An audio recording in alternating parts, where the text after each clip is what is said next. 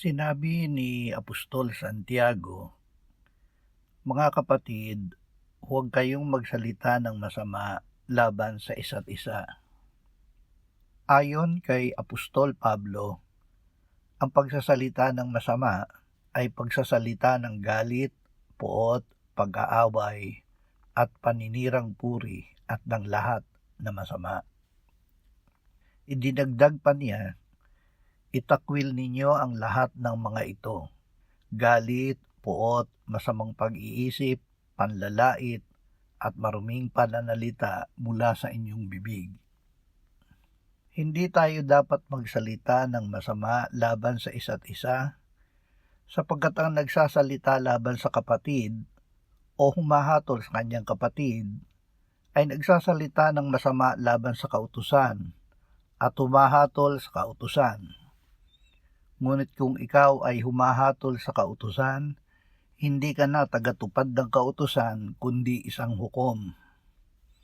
Kaya't ang pagsasalita laban sa kautusan ay pagsasalita hindi ng pananampalataya, kundi ng pagtutol na sumampalataya at sumunod sa Diyos.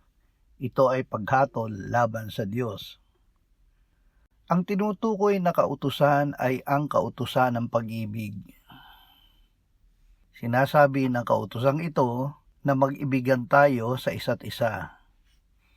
Mabuti ang inyong ginagawa kung tunay na inyong ginaganap ang kautosang makahari. Ayon sa kasulatan, ibigin mo ang iyong kapwa gaya ng iyong sarili. Ang sumusunod sa kautusan ng pag-ibig ay pagpapalain. Ang tumitingin sa sakdal na kautusan, ang kautusan ng kalayaan, at nananatili na hindi tagapakinig na malilimutin, kundi tagatupad na gumagawa, siya ay pagpapalain sa kanyang gawain. Ang Panginoong Hesus ay nakaupo ngayon sa kanyang trono sa kanan ng Ama sa langit. Dahil sa pag-ibig ng Diyos sa atin, tayo ay kasama ni Hesus na nakaupo doon, kasama niya. Ang Diyos palibhasa ay mayaman sa awa dahil sa kanyang malaking pag-ibig sa atin, maging noong tayo'y mga patay sa pamamagitan ng ating mga pagsuway, binuhay niya tayo kay Kristo. Sa pamamagitan ng biyaya kayo'y naligtas, at tayo'y muling binuhay na kasama niya, at pinaupong kasama niya sa sangkalangitan kay Kristo Jesus. Ituon natin ang ating paningin kay Jesus, sapagkat tayo'y namatay na at ang ating buhay ay natatagong kasama ni Kristo sa Diyos. Sinabi ng Panginoong Hesus, "Hindi sinugo ng Diyos ang anak sa sanlibutan upang hatulan ang sanlibutan, kundi upang ang sanlibutan ay maligtas sa pamamagitan niya."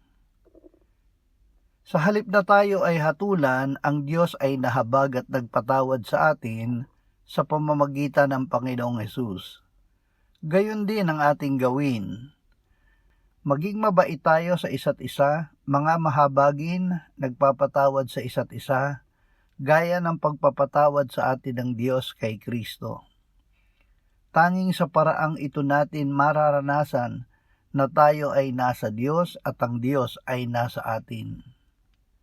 Maging mahabagin kayo gaya ng inyong Ama na mahabagin. Kung pinapatawad ninyo ang mga tao sa kanilang mga paglabag, patatawarin din kayo ng inyong Ama sa langit. Kaya nga, bilang mga hinirang ng Diyos, banal at minamahal, magbihis kayo ng mahabaging damdamin, kabaitan, kababaang loob, kaamuan at pagtitiyaga.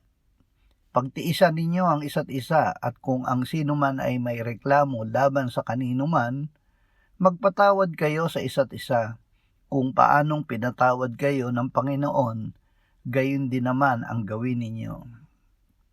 Walang nakakita kailanman sa Diyos. Kung tayo'y nag-iibigan sa isa't isa, ang Diyos ay nananatili sa atin at ang kanyang pag-ibig ay nagiging sakdal sa atin. At ating nalaman at sinampalatayanan ang pag-ibig ng Diyos para sa atin. Ang Diyos ay pag-ibig at ang nananatili sa pag-ibig ay nananatili sa Diyos at ang Diyos ay nananatili sa kanya. Ibigay tayo sa isa't isa, sapagkat ang pag-ibig ay sa Diyos. At ang bawat umiibig ay sa Diyos, at nakakikilala kay Jesus. Sinugo ng Diyos ang kanyang anak, dahil sa pag-ibig niya sa lahat. Ito ang dakilang buwanan na dapat malaman.